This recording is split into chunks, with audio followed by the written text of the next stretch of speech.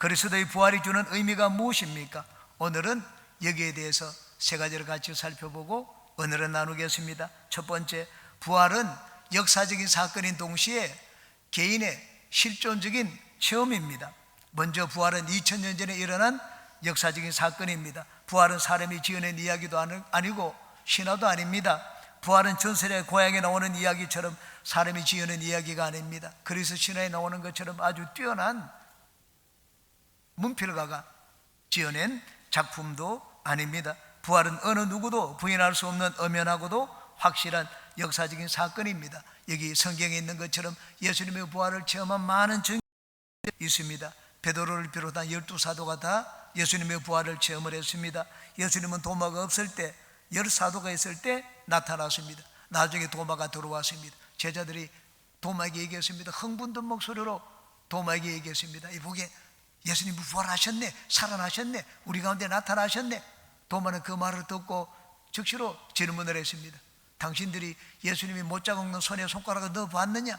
장자국 난 허리에 손을 넣어봤는지 물었습니다. 우리는 그렇게 못했다고 했습니다. 그러면은 나는 믿을 수 없다, 그렇게 얘기를 했습니다. 그런데 예수님이 일주일 뒤에 이 보지 않고는 못 믿겠다고 하는 도마가 있을 때 모든 사도들에게 다시 한번 나타나셨습니다. 이 예수님의 부활을 확인한 도마는 예수님 앞에 무릎을 꿇었습니다. 나의 주님입니다, 왕이십니다, 나의 하나님입니다. 그렇게 신앙 고백을 했습니다. 바울 사도는 이 편지를 쓸 때 예수님의 부활을 목격한 사람들이 아직도 많은 사람들이 살아있다고 말을 했습니다. 그러므로 당시 예수님의 제자들이 나가서 부활의 복음을 전할 때 그걸 거부하고 완강하게 반대하는 자들이 없었습니다. 지금까지 예수님의 부활을 증거하는 가장 확실한 증거는 빈 무덤입니다. 예수님을 처형한 유대인의 종교 지도자들은 예수님이 부활할 것이 두려웠습니다. 왜냐하면 평소 예수님이 죽은 지 사흘 만에 다시 살아날 것을 늘 말씀을 하셨기 때문입니다. 그래서 빌라도에게 가서 부탁을 했습니다. 무덤을 봉인하고, 그리고 거기 병사들이 지켜서 사흘 동안 부활하지 못하도록 지켜달라고 요구를 했습니다. 빌라도는 무덤을 돌로 봉인했습니다. 당시 무덤을 봉인한 돌은 1톤에서 2톤가량 나가는 무거운 돌입니다. 안에서 사람이 열고 나올 수 없는 돌입니다.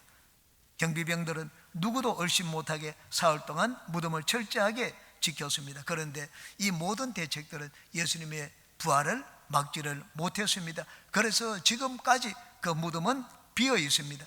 역사적으로 사람들은 지도자나 왕이나 이 독재자들을 기념하기 위해 가지고 그 시체를 방부 처리해서 잘 보관하고 있습니다. 이집트 왕들은 왕의 시신들을 미러로 만들어 보관하고 있습니다.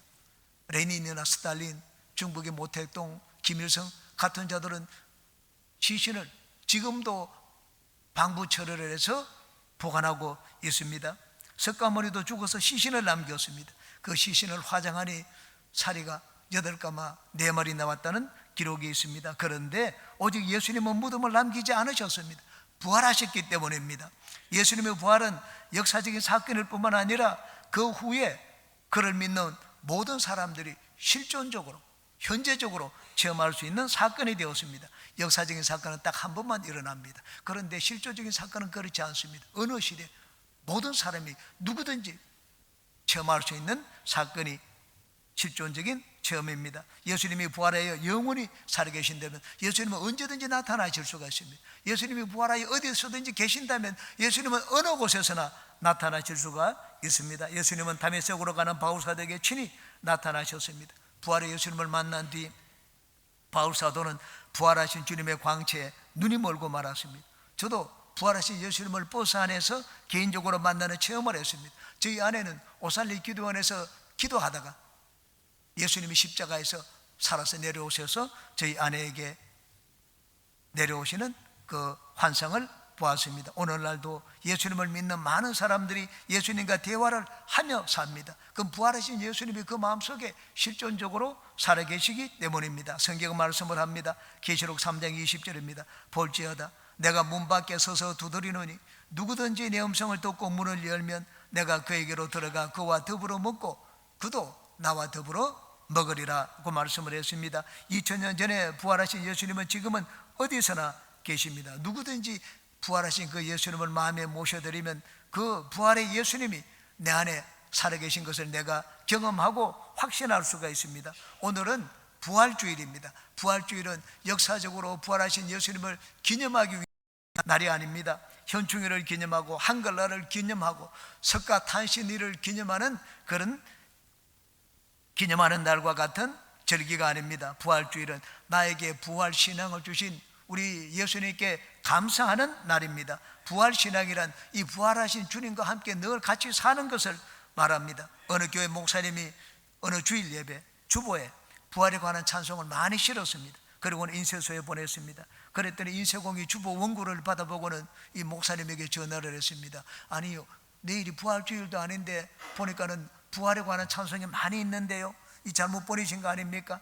그러자 그 목사님이 대답을 했습니다. 우리 기독교인에게는 매주일 예배가 부활절 예배입니다 라고 했다는 글을 읽어보았습니다. 예수님을 믿는 여러분의 신앙이 늘 부활의 예수님을 마음에 모시고 사는 신앙이 되시기를 주님의 이름으로 축원합니다. 두 번째, 부활의 믿음은 사람을 송두리째 변화시킵니다. 부활의 예수님을 마음에 모시고 사는 부활신앙의 유익이 무엇입니까? 그것은 삶의 변화입니다. 예수님의 부활을 체험한 사람치고 변화되지 아니한 사람이 없습니다.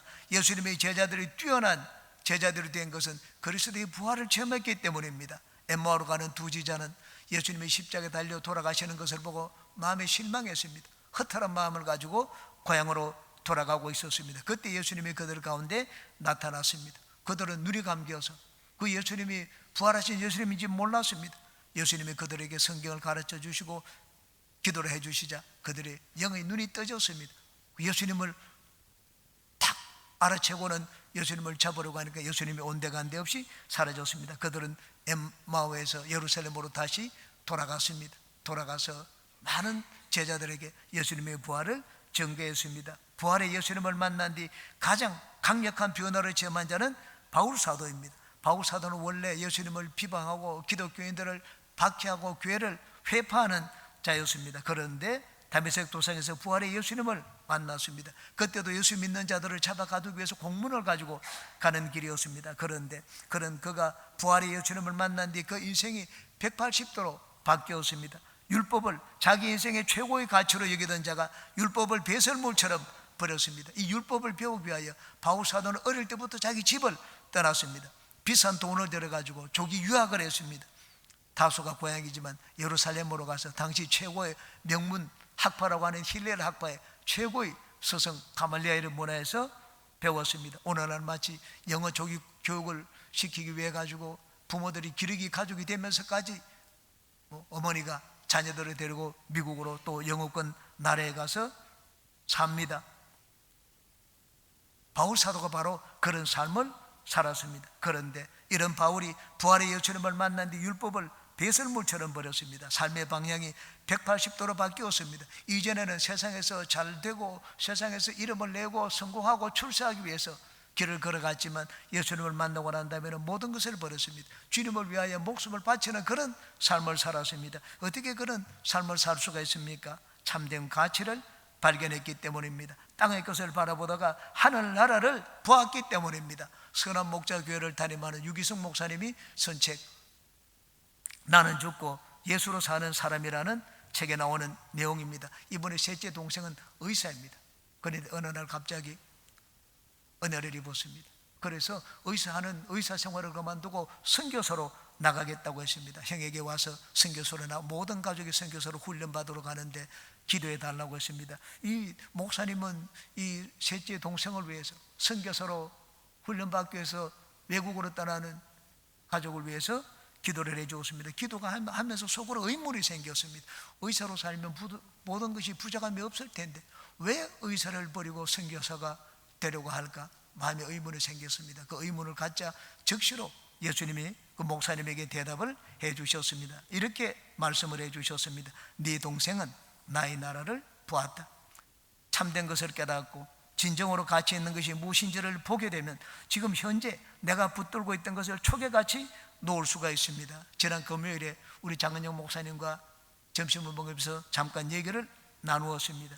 2021년도에 제가 예도 순복음교회 당장 목회 자료관장으로 있을 때 그때 장은영 목사님이 교육전도사로 여의도 선보원교회 첫 사역을 시작을 했습니다. 그래서 제가 있는 부서로 갔습니다. 당시 교육전도사가 받는 사례비는 30만 원이었습니다. 지난 금요일날 식사를 하면서 저는 그 당시에는 몰랐습니다.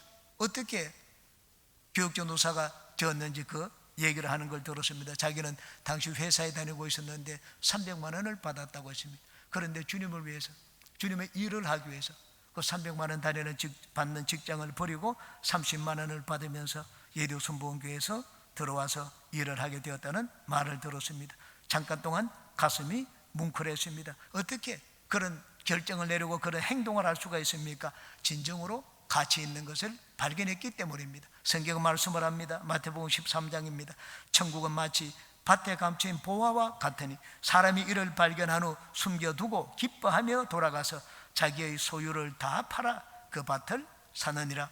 부활의 예수님을 만나면 우리 인생의 가치관과 인생관만 바뀌는 것이 아닙니다. 내 삶의 습관이 바뀝니다. 내 삶의 스타일이 송두리째 바뀌게 됩니다. 어제의 사람이 아니라 이제는 새로운 사람, 달라진 사람이 됩니다. 게으른 사람이 부지런한 사람이 됩니다. 입에 욕을 달고 다니던 사람이 이제 부드러운 말을 하는 사람이 됩니다. 세상 향락에 취해 살던 사람의 기호가 바뀝니다. 이전에는 도박, 주색, 잡기에 빠져있던 사람의 발걸음이 이제는 교회를 향하게 됩니다. 세상 즐거움을 구하던 귀와 눈이 이제는 거룩한 하나님의 말씀을 사모하게 됩니다. 저는 예수님을 믿기 전에 학생 시절에 친구와 함께 무교동에 가서 밤사이 술을 마시면서 한 달 생활비의 절반을 썼던 적도 있습니다. 학교에서는 친구와 함께 바둑을 두느라고 보통 5시간씩 그 바둑실에서 같이 시간을 보내곤 했습니다. 학교를 마치면 늘 당구를 쳤습니다. 건강에 해롭다는 것을 알면서도 담배를 끊지 못했습니다. 좋지 않은 것들은 많이 해보았습니다. 그러다가 살아계신 예수님을 만난 뒤 삶이 획기적으로 변화되기 시작을 했습니다. 하나님의 말씀의 달콤함에 빠져들기 시작을 했습니다. 말씀을 읽으면 밤이 새는 줄도 모르고 날이 가는 줄도 몰랐습니다. 이전에는 내 육체의 기쁨을 위하여 살았지만 이제는 하나님이 기뻐하시는 것을 위하여 내가 좋아하는 것들을 하나씩 둘씩 버리기 시작을 했습니다. 부활의 예수님을 내 안에 모시게 되면 변화되지 못할 것이 없습니다. 여러분이 변화되기를 원하지만 육신이 연약하여 변화되지 못하는 그것을 내 안에 계신 부활의 예수님은 변화시켜 주십니다. 생각이 달라지고 마음이 새로워지고 행동과 습관이 변화되기 시작을 합니다. 오늘 주님 앞에 나온 여러분들은 부활의 예수님을 여러분 마음 가운데 모시고 늘 부활 신앙을 가지고 사시기 바랍니다. 그래서 여러분의 인생의 오늘과 내일이 달라지시기를 주님의 이름으로 축원합니다. 세 번째, 오늘날 예수님의 부활을 체험하는 길은 성령 충만입니다. 한번 따라 하시기 바랍니다. 성령 충만하자. 예수님은 부활하셔서 하늘 보좌에 오르신 뒤에 당신의 부활을 증거하기 위하여 성령을 우리 가운데 보내주셨습니다. 그러므로 이제는 부활의 예수님을 만나기 위해서 2000년 뒤로 돌아갈 필요가 없습니다. 예수님의 무덤을 찾기 위해서 여기저기 찾고 다닐 필요도 없습니다. 예수님이 부활하셔서 지금 이 시간 이곳에 나와 함께 계신다는 것을 증거하여 주시는 분이 성령입니다. 예수님의 못자국 난 이 손에 손가락을 넣어보고 창자국 난 옆구리에 손을 넣어보지 않고는 예수님의 부활을 믿지 못하겠다고 하는 그 도마에게, 의심 많은 도마에게 예수님이 나타나셨습니다. 예수님의 부활을 자기 눈으로 보고 손으로 만지고 체험하고 난 다음에 그 앞에 무릎을 꿇고 예수님이 나의 왕이시고 주님이라고 신앙 고백을 했습니다. 그런 도마를 예수님은 칭찬하지 않았습니다. 너는 나를 본고로 믿느냐? 보지 않고 믿는 자는 복되도다. 보지 않고 어떻게 믿을 수가 있습니까? 성령의 은혜입니다. 눈으로 한번 본다고 해서 확신할 수가 있습니까? 여러분, 눈으로 볼 때는 믿어지지만 안 보이면 또 의심이 듭니다. 내가 손으로 만진다고 해서 내가 손에 쥐고 있는 것이 영원합니까? 자고 난 다음에 내 손에 쥐고 있는 것이 어디로 달아날지 모릅니다. 여러분, 집에 돈을 쌓아놓는다고 해서 그 돈이 영원히 내 것이 됩니까? 화재가 날 수도 있고 도적을 맞을 수도 있고 사고를 당해서 그것이 다 달아날 수도 있습니다. 그러므로 확실한 것은 내 손에 잡히는 것, 내 눈에 보이는 것이 아닙니다.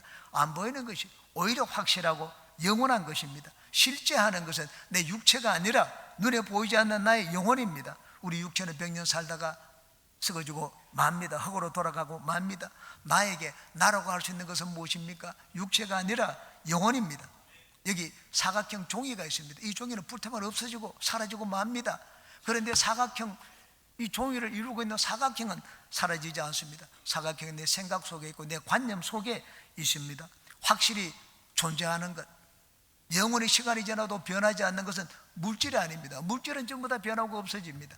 그러나 우리 생각 속에 있는 것, 눈에 보이지 않는 것, 생각과 관념, 이런 것들은 없애지를 못합니다. 눈에 보이는 이 세상이 언제까지나 존재하는 것처럼 우리는 이 세상에 살아가고 있습니다. 그렇지만 눈에 보이는 이 세상은 언젠가는 없어집니다. 영원히 존재하는 것은 내 눈에 보이지 않는 것입니다. 영원히 존재하는 것, 보이지 않는 것. 하나님은 보이지 않습니다. 예수님도 보이지 않습니다. 천국도 보이지 않습니다. 지옥도 보이지 않습니다. 영원히 존재하고 확실한 것은 바로 그 눈에 보이지 않는 것입니다. 내가 내 눈에 보이지 않는 것을 믿고 확신하게 만들어주시는 분이 성령입니다. 눈에 보이지 않는 하나님, 예수님, 천국과 지옥을 확신하게 만들어주시는 분이 성령입니다. 그러므로 예수님은 하늘 보좌에 오르신 뒤에 예수님이 영원토록 우리와 같이 계신다는 것을 우리에게 확신시켜 주기 위하여 성령을 보내주셨습니다. 그러므로 지금 내 안에 살아계시는 부활의 예수님을 모시고 확신하며 살기 위해서는 늘 성령과 함께 인생을 살아야 됩니다. 성령이 충만하지 않으면 내 안에 예수님이 계신데도 내가 믿지를 못합니다. 내 안에서, 그리고 내 삶에서 살아계신 예수님을 증거하여 주시는 분이 성령입니다. 저는 밤새도록 저희 누님과 함께 신앙 논쟁을 했습니다. 예수님은 그냥 위대한 인물일 뿐이라고 얘기를 했습니다. 기독교를 비판하고 기독교인들을 비판을 했습니다. 예수님을 믿지를 않았습니다. 그러다가 그 다음날 버스 안에서 성령의 방문을 받았습니다. 성령이 제 마음을 만지시자 어저께 그토록 비판하고 받아들이지 않던 예수님을 순식간에 제 구주로 모셔들었습니다. 예수님과 대화를 하기 시작을 했습니다. 소름이 끼치도록 예수님의 살아계심을 느꼈습니다. 버스 안에서만 예수님을 느낀 것이 아닙니다. 버스를 내려가지고 유원지로 갔습니다. 유원지에서 놀면서 예수님께 물어봤습니다. 예수님 지금 여기도 계십니까? 온몸에 전율이 다시 한번 일어났습니다. 서울로 올라가는 길에 그 고속버스에 누워가지고 물어봤습니다. 누운 채로 예수님 지금 여기도 계십니까?